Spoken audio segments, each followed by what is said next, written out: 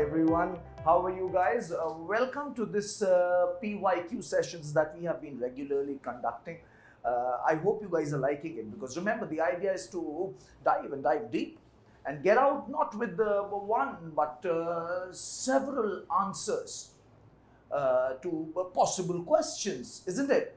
So keeping the theme intact, let's move ahead and talk about it, right? So, if you look at last year's UPSC papers, you would notice a lot of questions coming from these charter acts, regulating acts, the council acts, the Government of India acts. Different names, it seems, are being used for all these laws. Some of them also have men associated with them, such as Minto Morley and Montag Chelmsford, right? And if you look at last around 9 to 10 years paper, you would notice that more than a dozen questions, direct questions, they come from it. And you know why? The reason is that this phase somewhere forms the baseline of our constitution. This is where the modern Indian constitution can be understood to be taking its genesis from. So a lot of such questions exist. Which of the following are the principal feature of the GOI Act 1919? Introduced diarchy, separate communal electorate, right? Devolution. So such questions, right, they carry a lot of weightage for us. I'm sure you would agree, I cannot go into in-depth of all of them, but what I can definitely do here is I can give you some kind of a list and tell you about some of the patterns here which are common, right? So these are, this is a list of important acts which we see. Regulating acts are those acts where the British Parliament is trying to regulate the affairs of this primarily trading entity, East India Company. Those are known as regulating act. The Charter Acts, they are passed to, primarily to renew the charter. They would continue to renew the charter for 20 years till 1853, right? Where they will say that we are renewing your charter till further notice. A time period was not given. And then after 1857, revolt. The time was absolutely perfect for the Crown to now intervene. Right? So, similarly, you would also notice Councils Act. You would also notice Councils Act of 1861, 1892 and 1909. This is where a kind of a separation between legislative and executive began. And gradually, independent legislative started, emerging. Most of the people in the early stages, in the 1861, most of the people were officials, nominated people by the governor, mostly from bureaucracy, mostly foreigners. But gradually, right, through the course of 92, and Morley Minto, and Montag Chelmsford, right, gradually more and more powers were granted to these councils, to these legislative councils, both at the central level and at the provincial level, right? The Government of India Act of 1919 and 1935, of course, they are landmarks, because they somewhere tried to introduce representative government and responsible government, right? So those were the early attempts, and somewhere the GOI Act of 1935 is considered very important. I'm sure you would agree. Right? So keeping these things in mind, let me quickly rush and brush some of your concepts here. The Charter Acts, right? The regulating acts are coming at 20-year interval. When you are studying this early structure, of British Raj, you should start from 1765. Robert Clive's dual system and how it led to the famine and sannyasi and fakir rebellion. Isn't it? तभी तो आपको वो पूरी बात समझ में आती है. Then you're supposed to understand the aspects of Warren Hastings and how Regulating Act of 1773 was passed. And for the first time, it gave precedence to Bengal over Bombay and Madras. Before that, they all had parity and they reported directly to Court of Directors. But now, Bengal was made supreme. And its governor of Fort William, became Governor General. Others, state governors, right? Warren Hastings became the first Governor General. Supreme Court, of course, was impaneled as well. Although a lot of jurisdictional conflicts remained between Supreme Court on one side and the Governor General in council on the other side. Governor General was given a council of 4 who would collectively decide, vote and decide. Right? This was the Regulating Act of 1773. It led to it led to shootout between Warren Hastings and Philip Francis. Do you know that? दोनों ने एक दूसरे के संग proper फिल्मी style में 10 कदम इधर उधर चल के गोली मारी. And Hastings survived. Francis was shot.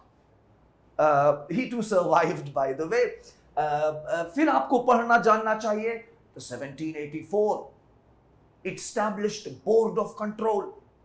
Read about it. It's important because this body will remain in power till 1858. Right? But then, of course, you should be looking at 1813 Charter Act. It is this act which gave a push to westernization. Christian missionaries, they were promoted. Right? Money to educate Indians for promotion of sciences, etc. was given. Right? The nature of its trading operation is also changing. Because remember, Adam Smith, Wealth of Nations, right? So,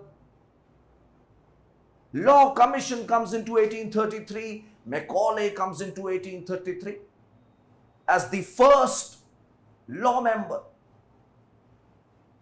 of the Executive Council. He was sent to be a member of the council only in the legislative capacity. So it was a landmark. 1833. Separation of legislative and executive was recognized, even if it was for only one person. The first law member was T.B. Macaulay. He chaired the first law commission, codified penal codes. Right? Interesting person. Merit principle was recognized. So I would advise you, as you can see, a lot of prelims question, analytical ones can be made. I have tried to give you all that in a very condensed form. And it is not for those who have not read this topic. It is only for those who need to revise it quickly. Right? Remember, we are discussing it assuming that you are at a certain stage of your preparation. The Charter Act of 1853. This is where the patronage power was taken away. Merit was properly introduced. Open competition was organized. Right? Finally, after the 1857 revolt, the GOI Act of 1858 was passed, which made a lot of substantive, a lot of changes, a lot of substantive changes, I should say. Right? No, in fact, I should say this. The changes were more formal than substantive. What do I mean? They simply changed nomenclature. They said that, you know what, court of director, board of control are no more. Now we are going to have a secretary of state and his 15-member council, and the parliament has taken over. So it's crown directly overseeing everything in India. Nothing much changed. Situation remained pretty much the same here in India. Right? The Governor General, he was also given the title of a Viceroy. Lord Canning, he became India's first Viceroy. He became India's first Viceroy, started the portfolio system. And in 1861, the Indian Councils Act was introduced. Right? This was another watershed moment in history of Indian constitutional development. These are your 3 Indian Councils Act. In the first one, Legislative Council was expanded. 6 to 12 additional members, 2-year term, and 1/2 to be non-officials. Indians can also be there. Those were early victories. The provinces got their legislative powers back, right? In 1892, number of non-officials were increased. Even an element of election were given. What does that mean? Not any direct election kind of a thing. Instead, for example, they would say that, all right, the Bombay, the Britishers always believed that India is like a society of pressure groups, communal groups. And we cannot give you demography based on numbers. We cannot give you democracy based on numbers. We need to organize you on separate stratas somewhere. So they would say, okay, all right, Bombay, Commerce Chamber of Bombay, you're important enough, so why don't you do one thing? You get down all your board members, elect one member, and approved by the governor, he can sit in the provincial legislative council. That kind of an election was introduced. Okay? They were given the authority to discuss budget. Before 92, they were not even allowed to discuss budgets. Now they could. Questions were also allowed to be raised, but they should be given a 6-day notice. And no counter questioning will be allowed. In 1909, right? In 1909, we noticed that the councils, they become slightly more powerful. At this stage, Lord Lansdowne was the viceroy, hence the imagery, right?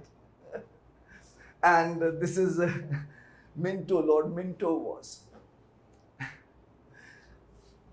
So usko maine Manto bana diya, right? Then we have your Montag, Chelmsford reforms, and of course the GOI Act of 1935.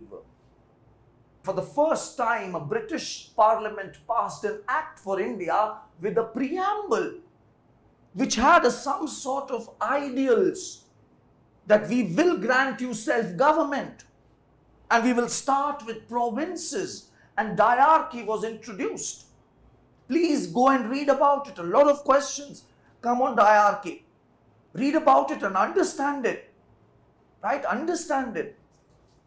Women were given the right to vote. Direct elections were introduced in provinces.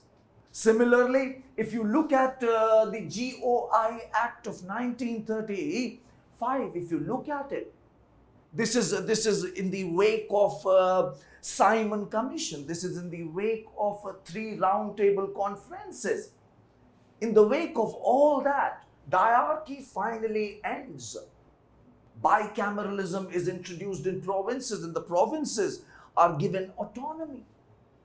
The provinces are given autonomy. On the other hand, the center is to be given a federal form of government. I would advise you that please do read about these finer points.